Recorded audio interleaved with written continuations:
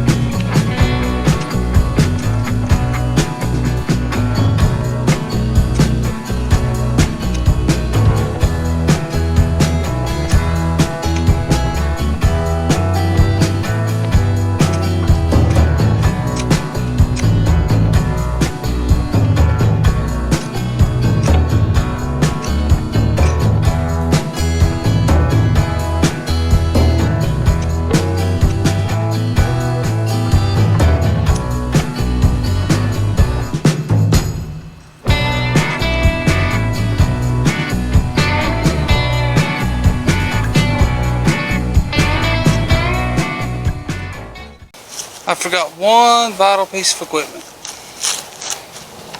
I'll go ahead and pre-apologize for the wind today because today's pretty windy. So what we're going to do, we're going to take our pole, set it in the ground, get it level, start kicking in some dirt around it, and use our shovel to tamp it down.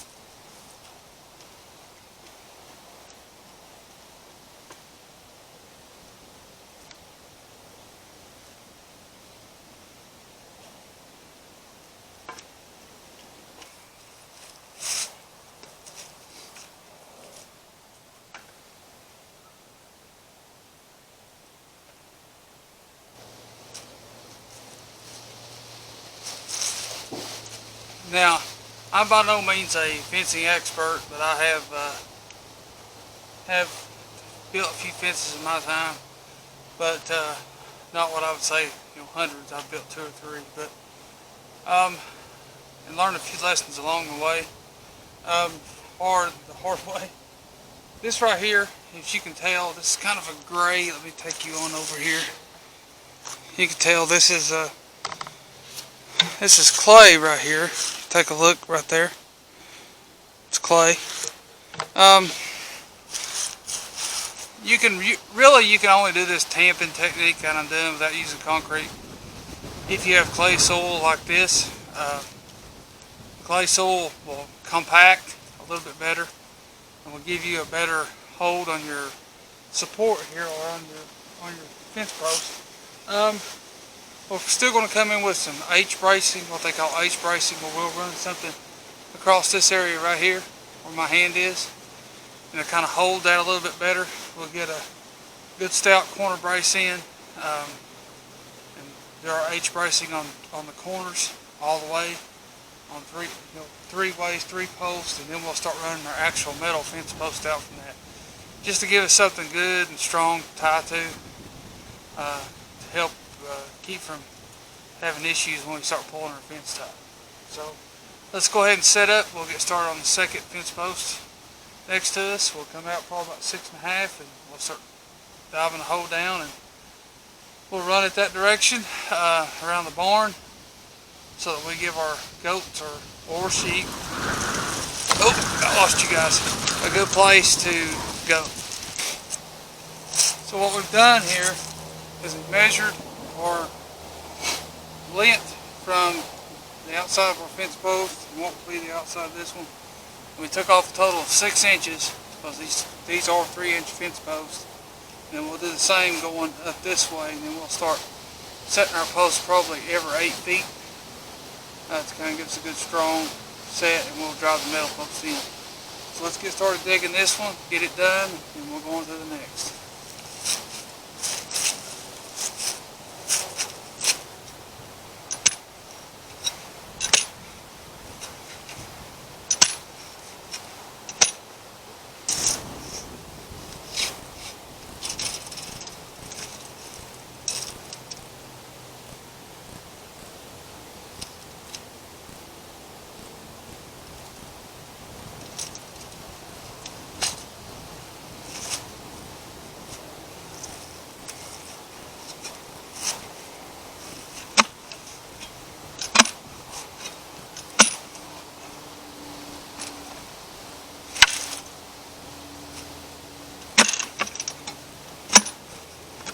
Okay, so we got our hole dug out for our second one. Now it's time to tamp this one in place, get it ready to, then we'll get ready to do the third one, and we'll start really flying through this thing. Just when you're planning on doing a fence, sometimes it's good to like pre-mark things of that nature. Figure out where you want everything, and you might come back and say, well, I don't want it there, or I want to move it. Just kind of think about what kind of animal you're going to be getting. How you want to set it up, how you're going to maintain it, how you're going to work around it, and how you're going to keep your animals in it. That's kind of some of the things, and how you want to keep predators out. In doing this fence, I was going to do it in our backfield today, and decided to start up here. Reason being, we know we're going to be planting a garden soon. We know we're going to be getting at least a couple animals soon. This is the easiest place to start. There's still quite a bit of work to do to the back before I get it ready to get animals and things of that nature. Put anything back there. I know I'm going to be taking our compost pile and spreading it out and spreading some more grass seed through here, some rye that I've gotten. I'll probably blend it with some Kentucky fescue, kind of blend it together to give the goats or sheep, still not made up our minds what we're putting back here. That's more me than my wife. We're going to end up putting something back here. I just want to make sure, or in front of here, and I want to make sure that we start out up here and have a good place for them to go.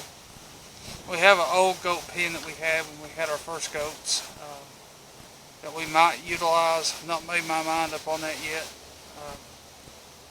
Probably won't really have to utilize it until winter, so we got some carpentry work to do there to the barn. So we'll probably end up taking it down and build something a lot better. But that's later. So in order for us just to kind of get started, we're starting here so that we can get our animals and get the ball rolling, so we can share that content with you guys in the future.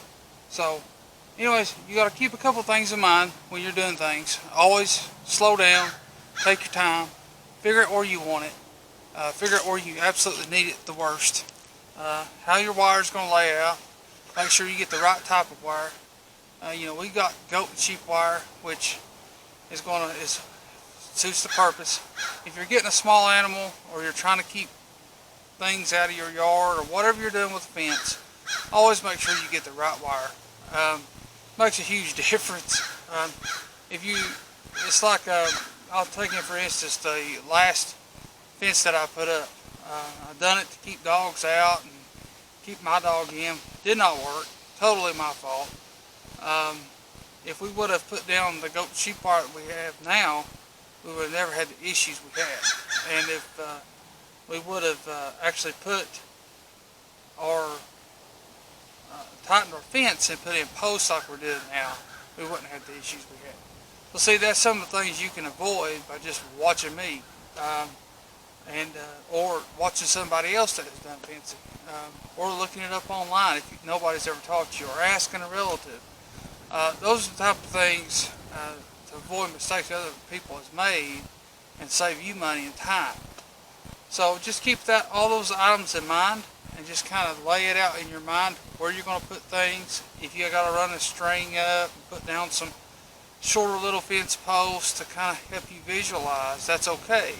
It's better off that a project this size, like I'm starting here, which is going to take up quite a bit of my time, but it's going to be saving me time in the long run. It's something to think about. Think about how you're going to maintain. Think about what animals you're going to put in it. And think about what you're trying to keep out of it. All those types of things you have to think about when you're doing a fence like this. It'll just save you a lot of headache, a lot of trouble, a lot of mending in the long run. If you can, try to use something like a treated post like I have here. Sorry guys, the battery went dead in my camera. So, like I was saying, think about everything that you're going to do on this. It'll make a huge difference in the long run. Moral of the story is, so just think about what you're going to do and how you're going to do it. Plan it out in your head and just do it. It's not necessarily, you want your fence post stuff level. You say me level them. I got them fairly level. They're not perfectly. They're not, a foot off or anything like that. You want them pretty well straight up and down so your animals don't jump over them or push on them and get out or able to climb out, especially in the case of goats. So you definitely want to try to get them decently level. With fence posts like I'm using, they're big on the bottom. They get smaller as they go up. It's very hard to get something like that absolutely level. So it don't have to be absolutely level. If you're using metal posts, things like that, trying to keep cows and stuff in, yeah, you can use a metal post. Probably suggest a big post in that case, just to keep the cows from pushing out. But anyways, just think about how you're going to do it, and then plan it out in your head. If it takes a couple days for you to do it, this is an investment that you're doing in adding value to your property, plus trying to keep your goats in. So once you do it right. Do it right the first time. You won't have to do it over again. That's kind of the way I think about it. So if it takes a little bit more time for you to slow down and do it that way. I know when I was younger, I'd try to rush things and things like that. And I still do that sometimes. If you're not careful, you'll do it wrong. And then you'll look at it and say, wow, I wish I'd done that a little better. So when you get done with it, you want to look at it and go, man, that looks great. So just think about that when you're doing it. So we'll get this thing shoveled back in, tamped in, and then we'll start running our next H post before we're going to do our H bracing. Then we'll start the middle post, and this will start and start spaced them 8 feet apart, and we'll probably be hammered down after this. So let's get started.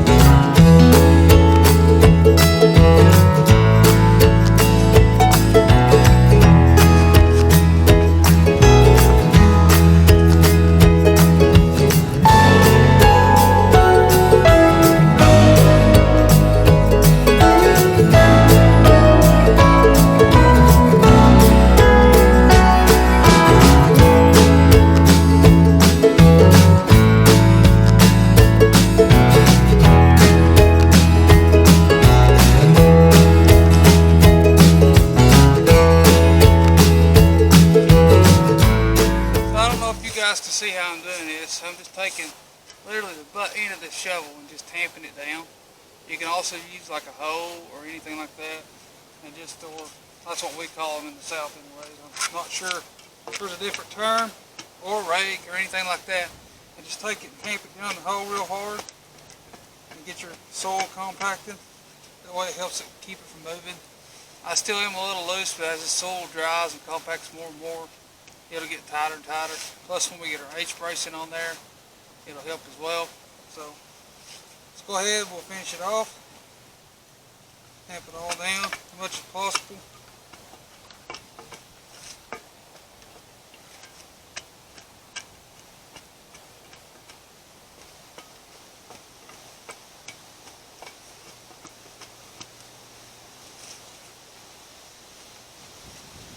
Pretty tight.